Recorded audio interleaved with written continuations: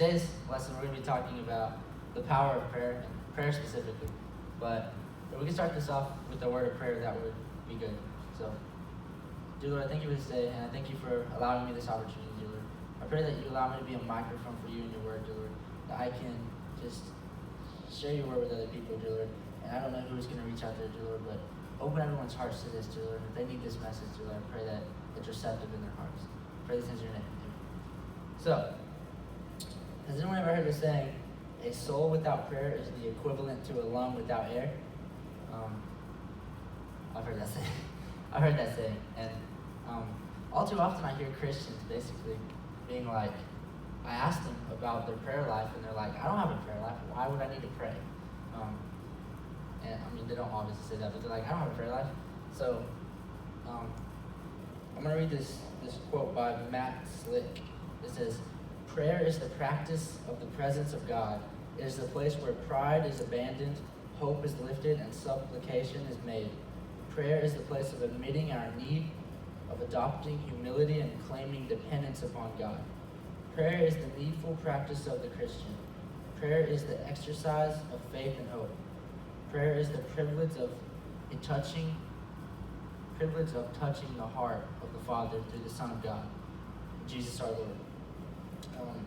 So like it says in this quote, if we're not praying, basically we're declaring our independence from God. We're just saying we don't need you, God, because we can do this on our own. Which ultimately praying is, like they said, this is just a spot of you and God just admitting you need Him, you're dependent upon Him. Matthew 6:6 says, but when you pray, go away by yourself. Shut the door behind you and pray to your Father in private. Then your Father, who sees everything, will reward you. So from this, don't pray for publicity. Praying, I'm not saying you can't pray in public, but if you're praying in public just so your peers can be like, hey, he's so devout, then you're doing it for the wrong reasons. That's why in Matthew he says he goes off in private and prays, because that way he knows that he's not doing it for publicity and it's actually just him and God.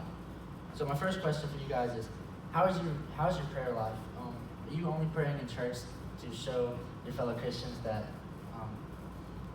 you're all devout, or are you praying to God, showing your dependence upon Him?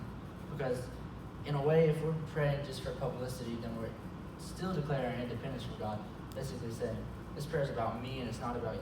It's not about me needing you, but it's about you needing me.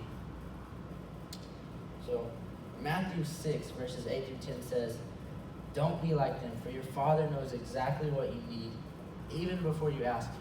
Pray like this: our Father in heaven, may your name be kept holy. May your kingdom come soon. May your will be done on earth as it is in heaven. This leads me to Joshua 6. And Joshua 6 is basically, it's a long chapter, so I'm not going to read it, but I'm going to just ask the question, what is your Jericho? What's the wall? What's the wall you need to break down? What have you been walking around and praying for so long that you need broken through? And are you praying for your wants and needs, or praying that God's will be done? All too often we'll pray and we'll be like, hey God, can you do this for me? If you do this, then I'll do this, or whatever. But when you think about it, what do we have to give God? God is perfect. He doesn't need you and He doesn't need me, but He wants us, and prayer is just that one-on-one communication with Him. So are we praying that God's will be done in our lives, or are we praying that we can just get glory from that? But I'm going to read another quote by Billy Sunday. If you are strangers to prayer, you are strangers to power. And then we're going to get into Mark 9, verses 14 through 29. So I'm going to read this, and it's going to be a lot. When they returned to the other disciples, they saw a large crowd surrounding them, and some teachers of religious law were arguing with them. When the crowd saw Jesus, they were overwhelmed with awe, and they ran to greet Him. What is all this arguing about? Jesus asked. One of the men in the crowd spoke up and said, Teacher, I brought my son so you could heal him. He is possessed by an evil spirit that won't let him talk, and whenever the spirit seizes him, it throws him violently to the ground. Then he foams at the mouth and grinds his feet and becomes rigid. So I asked your disciples to cast out the evil spirit, but they couldn't do it. Jesus said to them, "You faithless people, how long must I be with you? How long must I put up with you? Bring the boy to me." So they brought the boy. But when the evil spirit saw Jesus, it threw the child into a violent convulsion, and he fell to the ground, writhing and foaming at the mouth.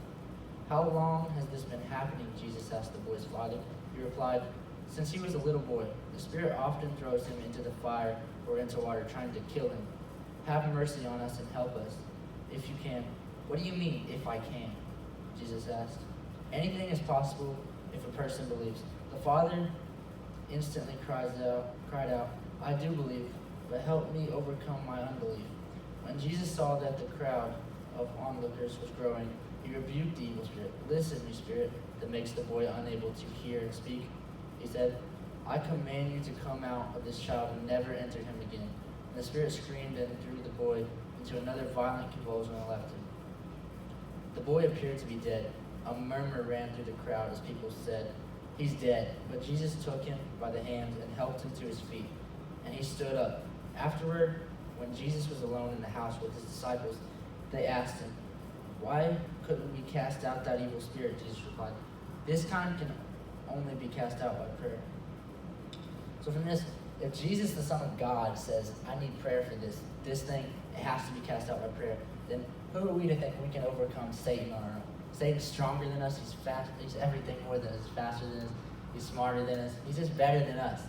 Well, he's not better than us to God, but still, he's better than us and he can overcome us on every occasion. So what are we to think that we can overcome temptation on our own?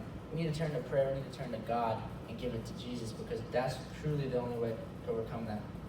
So turn to God with your temptation, turn to him with every issue in your life, because if you think you can overcome that, overcome Satan on your own, you're sadly mistaken. Matthew 26, verse 40 through 41 says, "Then he returned to the disciples and found them asleep. He said to Peter, 'Couldn't you watch with me even 1 hour? Keep watch and pray so that you will not give in to temptation. For the spirit is willing, but the body is weak.'" Ephesians 6:18 says, "Pray in the Spirit at all times and on every occasion. Stay alert and be persistent in your prayer for all believers everywhere." Ephesians 6:18. Luke 5:16 says, "But Jesus often withdrew to the wilderness for prayer." So we see right there that Jesus went back and he went into the wilderness to pray alone so he could have that one-on-one time with God. James 1 verse 6 says, "But when you ask him, be sure that your faith is in God alone.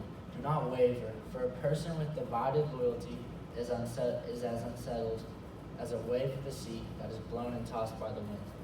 So, for a recap, the first point is prayer is the practice of the presence of God. The second point is prayer brings God's desires from heaven to earth. Third point, prayer is our winning weapon in the invisible war. The fourth is don't quit praying. And the fifth is prayer opens the door for miracles. And E.M. Bounds says, "God shapes the world by prayer. The more prayer there is in the world, the better the world will be. The mightier the forces against evil." So, back to the Jericho thing. Maybe that your walls you're trying to go around is your family issues, or maybe it's drugs, maybe it's lust, whatever it happens to be. You see here that the people that just kept walking, they had faith that God would answer. I mean, if I was to walk around, if someone told me, walk around these seats 6 times and they'll fall, I'd be like, "You're crazy. That doesn't make any sense." But they had faith that God would answer. They had faith that God would help them and just knock that wall down. So when you're praying that God removes this temptation from your life, you need to pray. You need to pray with expectations that God will answer. And like it says here, God shapes the world by prayer. So just don't overlook prayer. A lot of times in my walk, I have overlooked prayer. I've thought, that's stupid. Like, I struggle with a certain thing. I talk to the pastor. He says, you need to pray about it. I mean, that's all that's left. But I'm like, you're crazy. What's that gonna do? I'm just gonna be closing my eyes and pray. But if that's what you're praying for, with those expectations, then you're just missing out on the whole thing. Prayer doesn't have to be with your eyes closed and just chilling. Prayer, amen means let it be. So prayer, that it could be all day long. You could just continuously pray, and you should be continuously praying through the day. That God continues to work and His will be done in your life and others' lives as well. So I'm gonna close this out with a word of prayer and let this thing progress. So, dear Lord, I thank you for this day and for allowing us to be here. I'm so thankful for this opportunity that we have to show your love to the world and expand your kingdom through YouTube. I'm just so thankful for the free gift of salvation you've given us, dear Lord, if we will just follow and drop our own ways for yours. Dear Lord, I just pray that we don't overlook prayer, dear Lord, that we open our hearts to you. And dear Lord, we don't just have a relationship with you through our preacher or our friends, dear Lord, but we have that one-on-one connection with you, dear Lord. That we're not praying for publicity, dear Lord, but we're praying because we want to hear your heart and we want to open our hearts to your message, dear Lord. I pray these things in your name. Amen.